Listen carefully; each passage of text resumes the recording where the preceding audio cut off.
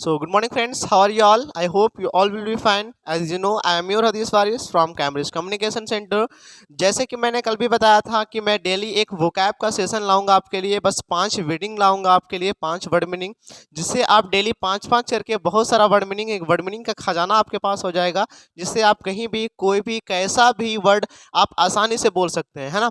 चलिए, आज मैं आपको फिर से वोकैब बताने जा रहा हूँ पहले, उसके बाद मैं आपको बताऊंगा, आज मैं आपको बताऊंगा आर्टिकल, जो कि हमारा सेंटेंस कंप्लीट हो चुका है। एंड आई होप वो सब आप देख चुके हैं और उस पर प्रैक्टिस कर रहे होंगे, क्योंकि जब तक प्रैक्टिस नहीं कीजिएगा तब तक आप इंग्लिश नहीं बोल सकते। मेरा हर वीडियो देख लीजिए, हर वीडियो में मैंने एक बात कॉमन बोला है। क्या बोला है? कि जब तक आप प्रैक्टिस नहीं कीजिएगा तब तक आप इंग्लिश नहीं बोल सकते हैं, ठीक है। सपोज दैट एग्जाम्पल के साथ समझिए कि जब तक आप खाना खुद से उठा के नहीं खाएंगे तब तक वो आपके मुंह में नहीं जाएगा। उसी तरह से इंग्लिश भी है, जब तक आप उसको बोलिएगा नहीं तब तक आप उसको सीख नहीं सकते हैं, ठीक है। चलिए, आते हैं हम अपना वोकैब सेशन पे। पहले हम वोकैब को समझते हैं, उसके बाद मैं आपको ग्रामर का सेशन पढ़ाऊंगा। आज मैं पढ़ाऊंगा आर्टिकल, ओके। चलिए देखिए, वोकैब में हमारा सबसे पहला वर्ड मीनिंग क्या है? डिलीजेंट। डिलीजेंट का मतलब होता है परिश्रमी, परिश्रमी, या फिर उसको बोलते हैं बहुत मेहनती, बहुत मेहनती। अब इसको याद करने का भी एक ट्रिक बनाइए आप लोग, खुद से याद करने का ट्रिक बनाइए। ट्रिक क्या होता है? देखिए, डिलीजेंट, डिलीजेंट का मतलब खुद से अपना अपना एक बना लीजिए कि इसको याद कैसे करना है, ठीक है। इसको एक हम बताते हैं, आप लोग खुद से सब कुछ बना लीजिएगा, ओके। तो डिलीजेंट, दिल्ली मतलब दिल्ली, दिल्ली, और दिल्ली का एजेंट, दिल्ली का एजेंट क्या होता है? बहुत मेहनती होता है कि नहीं होता है? दिल्ली का एजेंट बहुत मेहनती होता है। तो एक वर्ड मीनिंग आप ऐसे याद करेंगे, diligent is equal to Delhi का एजेंट। तो दिल्ली का एजेंट क्या होता है? बहुत मेहनती होता है। तो एक मीनिंग आपको आसानी से याद हो गया। अब इस चीज़ को आप कभी भूल नहीं सकते हैं, कभी भूल सकते हैं? नहीं, ठीक है। तो डिलीजेंट का मतलब क्या होता है? परिश्रमी होता है और बहुत मेहनती होता है। जैसे कि आपको बोलना है ना किसी स्टूडेंट को या फिर किसी पर्सन को, आप लोग क्या बोलते हैं?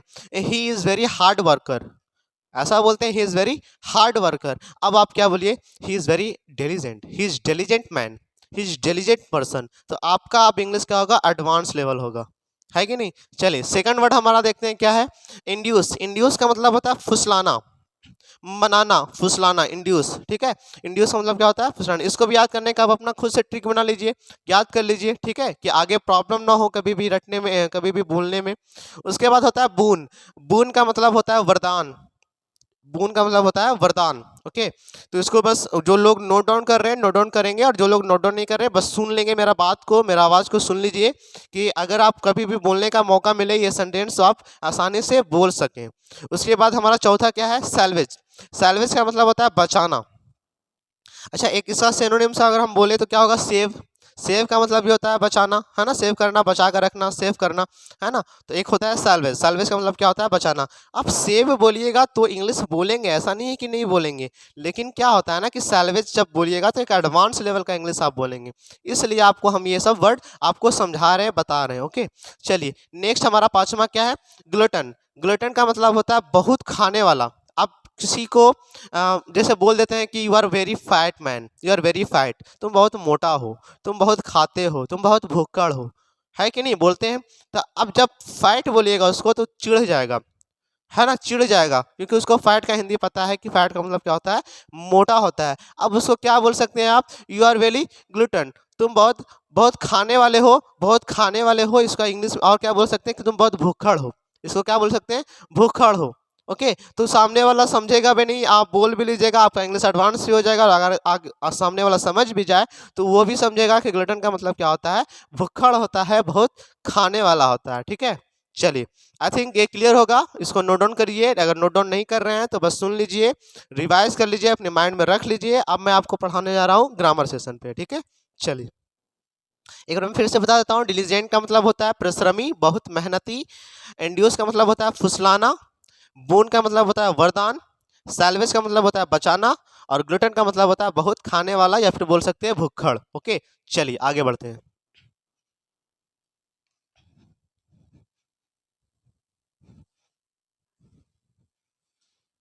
कल मैंने सेंटेंस टोटल क्लियर किया था, 4 सेंटेंस मैंने एक ही वीडियो में क्लियर किया था। हो सके तो उसको अगर नहीं देखे हैं तो पहले उसको देख लीजिए, क्योंकि उससे मैंने बहुत सारा सेंटेंस बोलने के लिए सिखाया था, बताने के लिए सिखाया था, बोलने के लिए, समझाने के लिए, समझने के लिए, सब कुछ मैंने उस वीडियो में सिखाया था। और बहुत बहुत इंपॉर्टेंट बातें मैंने उसमें बताई थी, जो कि देखने के बाद लगभग लोग समझ जाएंगे कि सेंटेंस क्या होता है, कितने प्रकार का होता है, कैसे बोलते हैं, क्यों बोलते हैं, कहाँ पे बोलते हैं, सब लोग आप उस वीडियो से समझ सकते हैं। ठीक है, आज का हमारा क्या है सेशन, ग्रामर के सेशन में हम लोग क्या पढ़ेंगे आज? आज हम लोग पढ़ेंगे आर्टिकल, जो कि मैंने पहले भी बताया था कि मैं क्या पढ़ूंगा आज, आर्टिकल पढ़ाऊंगा। आर्टिकल बहुत बड़ा डेफिनेशन आपको नहीं लिखना है, छोटा सा डेफिनेशन आपको लिखना है। क्या बोलना है आपको, आर्टिकल क्या होता है उसको समझिए। ठीक है, आर्टिकल बहुत लोग को पता होगा कि आर्टिकल क्या होता है। ए एंड द को हम लोग क्या बोलते हैं, आर्टिकल बोलते हैं। ए एंड द को क्या बोलते हैं, आर्टिकल। जिसमें ए एंड और द मिले उसको क्या बोल देंगे, आर्टिकल बोल देंगे। ठीक है, इससे हम लोग इंग्लिश बोलना नहीं सीखेंगे, इससे हम लोग सीखेंगे कि जब हम इंग्लिश बोले तो सही बोले, सही आर्टिकल लगा के बोले, सही सेंटेंस बनाए, इसलिए हम आर्टिकल को पढ़ते हैं। ठीक है, चलिए डिफिनेशन अगर लिखना चाहें तो लिख लीजिए, the study of A and और द इज कॉल्ड आर्टिकल। मतलब स्टडी का मतलब पढ़ाई, वैसा पढ़ाई, वो पढ़ाई जो ए एन और द के बारे में बताए उसको क्या बोल देंगे हम लोग, आर्टिकल बोल देंगे। ठीक है, क्या बोल देंगे, आर्टिकल बोल देंगे। ओके, चलिए अब समझते हैं कि ए कहाँ लगाना है, एन कहाँ लगाना है, द कहाँ लगाना है, सब कुछ इस वीडियो के साथ हम लोग समझते हैं। कुछ लोग पहले से भी पढ़ रहे हैं, पढ़े होंगे, आर्टिकल हम लोग बचपन से पढ़ते आते हैं, तो कुछ लोग को पता होगा कि ए एन द कहाँ लगता है। फॉर एग्जाम्पल जैसे कि कुछ लोग को पता होगा कि जहाँ वॉवेल होगा सर वहाँ पे एन लगाएंगे, जहाँ पे कॉन्सोनेंट होगा सर वहाँ पे ए लगाएंगे, है ना, यही पढ़े हैं आप लोग हमेशा। तो मैंने कल क्या बताया था, मैं कुछ एक्स्ट्रा बताऊंगा, कुछ हाई लेवल का बताऊंगा, जहाँ ऐसा बता दूंगा कि आज के बाद से आपको ए एन लगाने में कोई दिक्कत नहीं होगा, कोई डिफिकल्टीज नहीं होगा, एकदम आराम से समझेंगे, बहुत टेंशन नहीं लेंगे। ठीक है, चलिए ए कहाँ लगाएंगे, एन कहाँ लगाएंगे। कुछ लोग बोलेंगे सर वॉवेल के साथ, वॉवेल क्या होता है sir, A E I O you. तो जहाँ ए ई आई ओ यू से हम वर्ड स्टार्ट होगा उसके पहले हम लोग एन लगा देंगे, है ना, सब लोग यही जानते हैं। लेकिन नहीं, हम लोग सब जगह वैसा काम नहीं करते हैं। जहाँ पे ए ई आई ओ यू से वर्ड स्टार्ट होता है वहाँ पे हम लोग एन का यूज हमेशा नहीं करते हैं। ठीक है, चलिए समझाते हैं कैसे। एकदम नॉर्मल सा सीखिए एक चीज़, हमारा जो है उसको समझिएगा, आराम से देखिएगा, और मैं प्रॉमिस करता हूँ कि यहाँ आर्टिकल पढ़ने के बाद आपको कहीं भी आर्टिकल पढ़ने की ज़रूरत नहीं पड़ेगी। ठीक है, ये लास्ट आर्टिकल आप पढ़ रहे हैं मेरे क्लास में, उसके बाद आप आर्टिकल कहीं भी पढ़ने का मौका मिले भी तो आपको बस इसलिए कि आप सब कुछ समझे हुए हैं, बस रिविजन कर रहे हैं और कुछ नहीं। ठीक है, चलिए सबसे पहले देखते हैं एन। एन का यूज कहाँ करते हैं, वेयर टू यूज एन।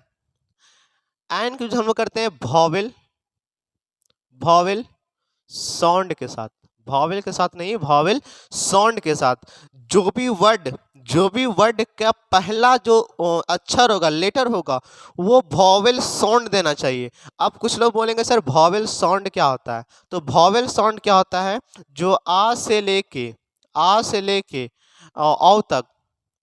औ तक या फिर अन तक, आप अन तक ले लीजिए, अन तक आए, मतलब आ ई वाला जो अक्षर होता है हिंदी में, उससे जो वर्ड स्टार्ट हो उसके साथ हम लोग लगा देंगे एन। और जो का से ज्ञा तक का जो होता है लेटर, जो अक्षर होता है हमारे हिंदी में, वहां से हम लोग क्या कर देंगे, ए लगा देंगे। अब सब कुछ हम एग्जाम्पल के थ्रू समझाएंगे आपको, कोई टेंशन लेने की बात नहीं है। इसमें क्या हो जाएगा, कॉन्सोनेंट साउंड। क्या हो जाएगा, कॉन्सोनेंट साउंड। कॉन्सोनेंट साउंड क्या होता है, का से ज्ञा तक, का से ज्ञा तक कुछ भी आपको मिले, कोई भी वर्ड के पहला लेटर में बोलने का उच्चारण करते समय जब आपको लगे कि आ से स्टार्ट हो रहा है, मतलब इसमें से स्टार्ट हो रहा है, तो आप लगाएंगे एन। और जब आपको लगे कि का से ज्ञा तक में स्टार्ट हो रहा है तो क्या लगाएंगे, ए। फॉर एग्जाम्पल हम समझते हैं, अगर हम लिखें यूनिवर्सिटी, यूनिवर्सिटी के पहले अगर हम बोले इसमें आप चाहे तो एन लगा सकते हैं, चाहे तो ए लगा सकते हैं, तो क्या लगाइएगा आप? ए और एन आपको लगाना है, क्या लगाइएगा? कुछ लोग बोलेंगे sir A E I O you, हम लोग तो बचपन से पढ़ते आ रहे हैं, ए ई आई ओ यू के साथ हमेशा क्या लगाएंगे? एन लगाएंगे। तो सर सिंपल यहाँ पे हम लोग क्या लगा देंगे? एन लगा देंगे, क्योंकि क्या है? वॉवेल है, तो लगा देंगे एन। लेकिन अगर हम बोले कि ये आपका गलत है, आपका गलत है, तो आप शौक कि सर ऐसे कैसे? हम लोग बचपन से पढ़ते आ रहे हैं कि सर यू के साथ हमेशा आई ओ यू के साथ हमेशा क्या लगाना है? एन लगाना है। तो आप गलत कैसे कर सकते हैं? अभी जस्ट मैंने क्या बताया कि जहां आ से आह तक आपको मिले पहला सेंटेंस का जो लेटर, उसका उच्चारण क्या मिले? आ से आह तक मिले, उसको बोल देंगे एन। और जिसका सेंटेंस का से ज्ञा तक मिले, का से ज्ञा तक मिले, उसको बोल देंगे ए। तो अगर आप लिखेंगे यूनिवर्सिटी, ऐसे ही लिखेंगे, तो पहला जो है हमारा वो क्या मिल रहा है हमको? या मिल रहा है। अब ये या इसमें आता है या इसमें आता है? परफेक्ट बात है कि इसमें आता है। तो का से क्या तक में जो स्टार्ट हो रहा है, या से स्टार्ट हो रहा है, उसके पहले क्या लगा देंगे? एन लगा देंगे। मतलब क्या बोल देंगे? ए यूनिवर्सिटी, ए यूनिवर्सिटी। है कि नहीं? समझ में आया आप सबको? ए एन का यूज कहाँ करते हैं? और देखिए ए एन का यूज हम लोग कहाँ करते हैं? काउंटेबल नाउन के साथ, अनकाउंटेबल नाउन के साथ नहीं। ए का मतलब क्या होता है? एक। तो जहां आपको एक बोलना है वहीं पे ए लगाएंगे। जैसे कि बोल देंगे, जैसे टू बॉल्स, तो यहाँ पे ना ए लगेगा ना एन लगेगा, कुछ नहीं लगेगा, क्योंकि दो है और एक का मतलब क्या होता है? एक। तो यहाँ पे ना ए लगेगा ना एन लगेगा। ये सिर्फ किसके लिए लगेगा? सिर्फ एक पर्सन के लिए, एक वस्तु के लिए, कहीं भी एक चीज होगा उसे के लिए लगेगा, और कुछ के लिए नहीं लगेगा। ठीक है, चलिए, तो ये कंप्लीट है। उसके बाद अगर कुछ और एग्जांपल हम आपको दें, जैसे कि हम दें H O U R, hour. Hour का मतलब क्या होता है? घंटा, है ना? कितना घंटा हो रहा है, कितना मिनट है ना, घंटा। तो आप क्या बोल रहे हैं? आवर। इसके साथ ए लगाइएगा या एन लगाइएगा, बताइए। कुछ लोग बोलेंगे एन लगाएगा सर, क्योंकि आवर स्टार्ट किससे हो रहा है? आ से। आवर स्टार्ट किससे हो रहा है? आ से। तो क्या लगा देंगे? एन, है ना? है ना? ये सही है आपका। ए जो लोग लगा रहे हैं उनका गलत है, क्योंकि बहुत लोग अभी भी माइंड में होगा कि ए ई आई ओ यू से स्टार्ट करने वाला सेंटेंस हमेशा एन लगाएंगे, और का से मतलब जो कॉन्सोनेंट होगा उसके साथ हम लोग ए लगाएंगे। तो एच हमारा वॉवेल नहीं है, ये हमारा कॉन्सोनेंट है, तो ए लगाएंगे। तो ए हमारा गलत होगा। हमारा रूल को समझिए, हमारे बात को समझिए, क्या बता रहे हैं हम? जो आ से अह तक स्टार्ट होगा उसके साथ एन लगाना है, और जो का से यहाँ तक स्टार्ट होगा उसमें ए लगाना है। इस चीज को नहीं भूलिए। ओके, चलिए और कुछ एग्जांपल देखते हैं। अभी अभी और देखते हैं, जैसे कि अगर हम बोले एस आई, तो इसके साथ क्या लगाइएगा? ए या एन? इसके साथ हम लोग क्या लगाएंगे? देखिए, पहले लिख के देखिए, एस आई। तो स्टार्ट कैसे हो रहा है? ए से। तो यहाँ पे क्या लगा देंगे? एन। अगर हम बोले आपको, अगर हम बोले आपको मार्कर, मार्कर, तो अब देखिए कैसे स्टार्ट हो रहा है? माँ से। तो माँ कहाँ आता है? काका का काम में आता है, तो क्या लगा देंगे? ए लगा देंगे। अगर हम बोले आपको, अगर मैं बोलूं पेन, तो पेन कैसे स्टार्ट हो रहा है? पा से। पा से स्टार्ट हो रहा है, तो यहाँ पे क्या लगा देंगे? ए। अब अगर हम बोले, अगर हम बोले आईएएस ऑफिसर, तो यहाँ पे क्या लगेगा? ए या एन? अब देखिए आई एस ऑफिसर, तो किससे स्टार्ट हो रहा है? आर से। तो क्या लगा देंगे? एन। आई थिंक अब आपको ए और एन में कहीं भी प्रॉब्लम नहीं होगा। जहां पे आपको वॉवेल साउंड मिले वहां पे एन लगा देना है, जहां पे कॉन्सोनेंट साउंड मिले वहां पे ए लगा देना है। ठीक है, स्पोकन के लेवल पे इतना आपके लिए बहुत ज़्यादा हो जाएगा। ठीक है, बहुत ज़्यादा हो गया है। अगर आप कॉम्पिटिटिव भी पढ़ेंगे तो ये बेसिक सा नॉलेज जो है आपको जरूर देगा, जरूर बताएगा। और अगर कॉम्पिटिटिव लेवल का पढ़ेंगे तो वहाँ पे कुछ एक्स्ट्रा बताएगा कि ए एन कहाँ पे लगता है, क्यों लगता है। क्योंकि देखिए कुछ और समझ लीजिए, ए और एन का यूज कहाँ पे होता है? फॉर एग्जांपल देखिए, ये तो सबको क्लियर होगा कि ए कहाँ लगाना है, एन कहाँ लगाना है, सबको क्लियर होगा, है ना? देखिए अगर कॉम्पिटिटिव वाला पढ़ाएगा तो कुछ एक्स्ट्रा बताएगा, वो क्या बताएगा उसको समझिए। थोड़ा सा समझते हैं, ज़्यादा नहीं, बस थोड़ा सा समझेंगे। ठीक है, आर्टिकल बोलता है कि हम जब भी आएंगे तो नॉन के पहले आएंगे। क्या आएंगे? नॉन के पहले आएंगे। तो अगर हम लिखे बॉय, तो यहाँ पे क्या लगाएंगे, ए, ठीक है। और क्या बोलता है, हम नॉन के पहले आएंगे, है ना। अगर हम बोले ए, ए बोल देंगे गो, तो ये हमारा क्या हो जाएगा, गलत हो जाएगा। ए चेयर बोल सकते हैं हम लोग, ए लाफ अगर बोलेंगे तो गलत हो जाएगा। तो क्या बोलता है, नॉन, हम आर्टिकल हमेशा हम जब भी आएंगे तो नॉन के पहले आएंगे, एडजेक्टिव के पहले आएंगे, ठीक है। जैसे कि अगर हम बोलें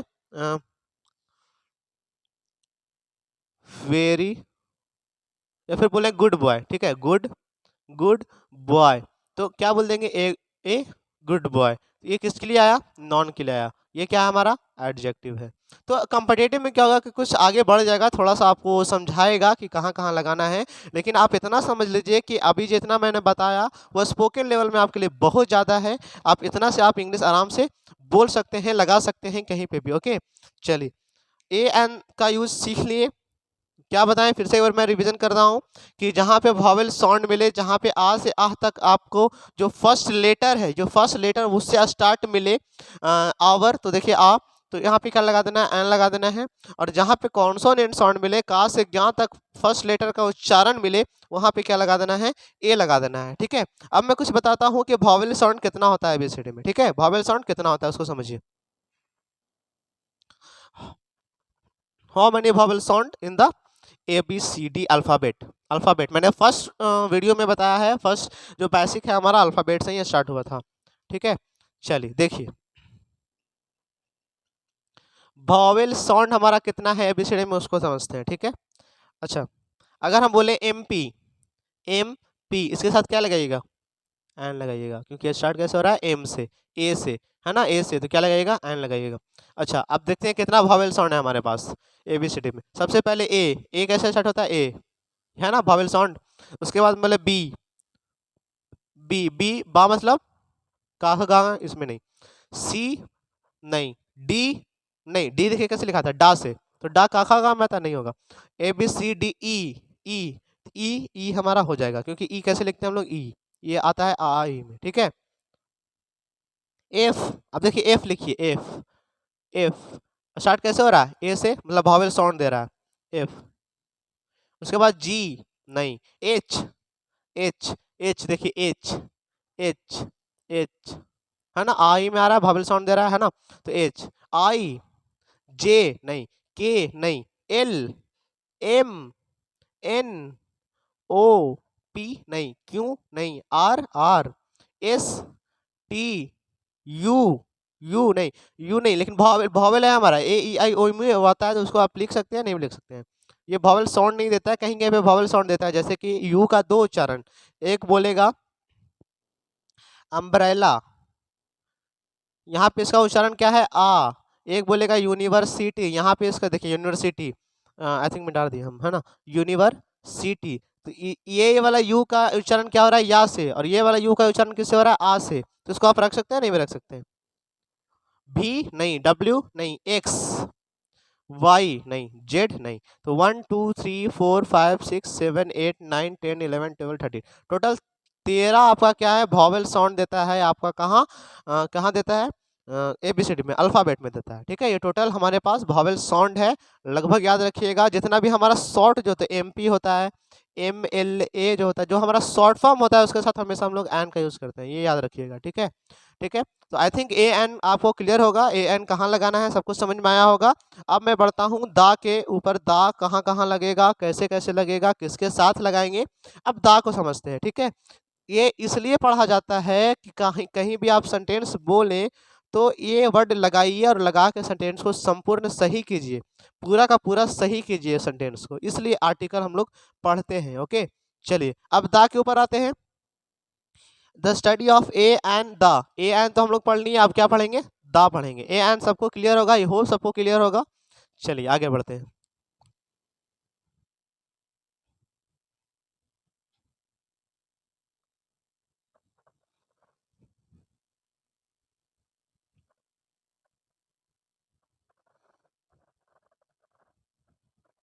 ठीक है, इसको बस पढ़ लेना है। अभी जब हम टेंस पढ़ाएंगे ना आपको, जब टेंस से स्टार्ट करेंगे, वहाँ पे सब कुछ हम यूज़ करना सिखाएंगे कि ए का यूज़ कीजिए, एंड का यूज़ कीजिए, है ना। असर्टिव सेंटेंस क्या है, इम्पेरेटिव सेंटेंस क्या है, सब कुछ हम जब टेंस पढ़ाना शुरू करेंगे तो सब कुछ ये सब काम आएगा, बहुत इंपॉर्टेंट काम आएगा। जब अभी क्या कर रहे हैं ना, अभी आपको सेंटेंस बोलने नहीं आता है तो आप ए एंड द का यूज़ नहीं कर पाते हैं, ठीक है। या कुछ कुछ लोग को आता है तो वो लोग कर लेते हैं।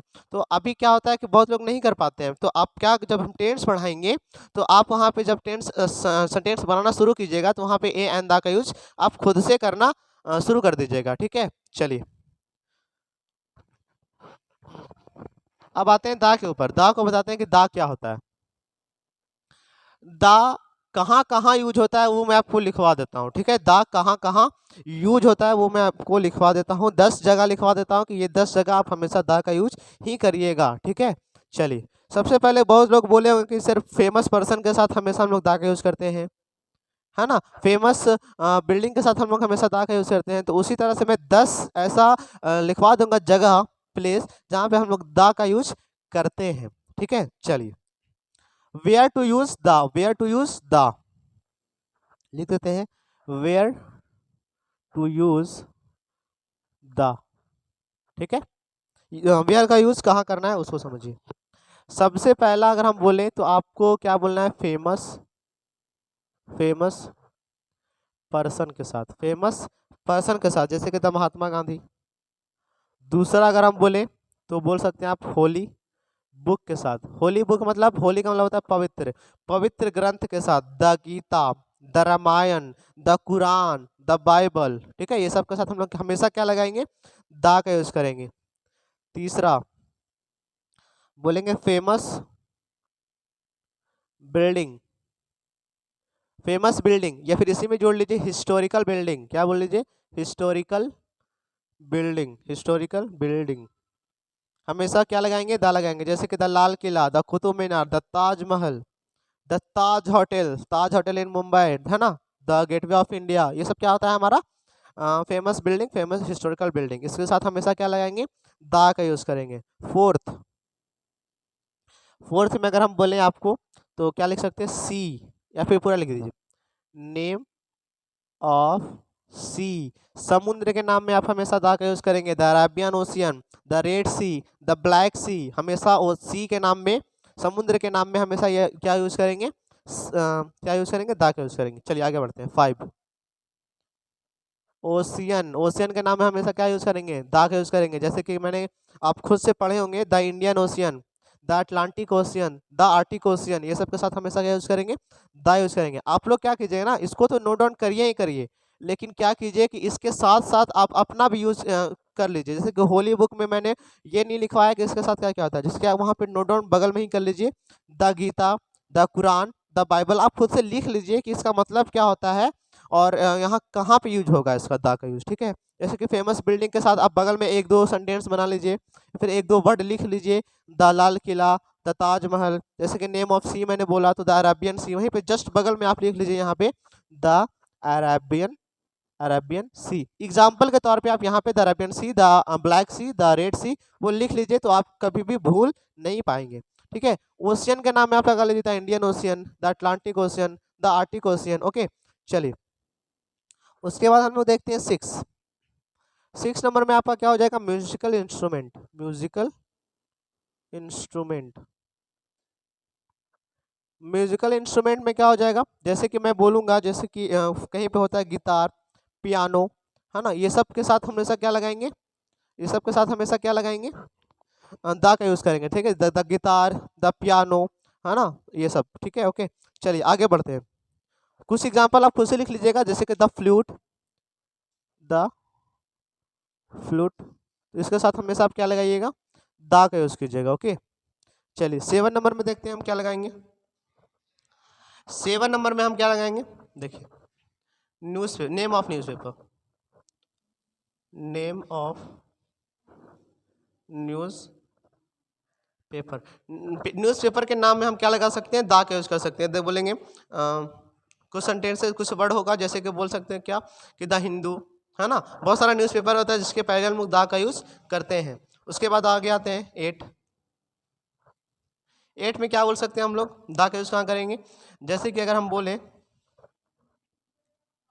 नेम ऑफ ट्रेन, है ना। 9 में देख लीजिए नेम ऑफ प्लेन, है ना। 10 में देख लीजिए नेम ऑफ शिप, देखिए शिप मतलब जहाज, जैसे कि बोल सकते हैं द टाइटैनिक होता है ना, द टाइटैनिक। तो फेमस जो शिप होगा उसके साथ हम लोग हमेशा क्या लगाते हैं, द लगाते हैं। और भी बहुत जगह द का यूज करते हैं, लेकिन ये 10 आप हमेशा अपने माइंड में रखिएगा।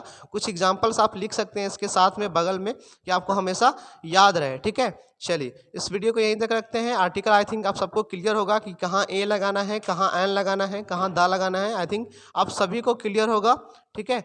चलिए कल मैं आपको टेंस पढ़ाऊंगा, टेंस के बारे में समझाऊंगा, स्टार्टिंग से टेंस पढ़ाऊंगा, और टेंस से आपको टेंशन नहीं होगा। अब भूल जाइए टेंशन को, ओके।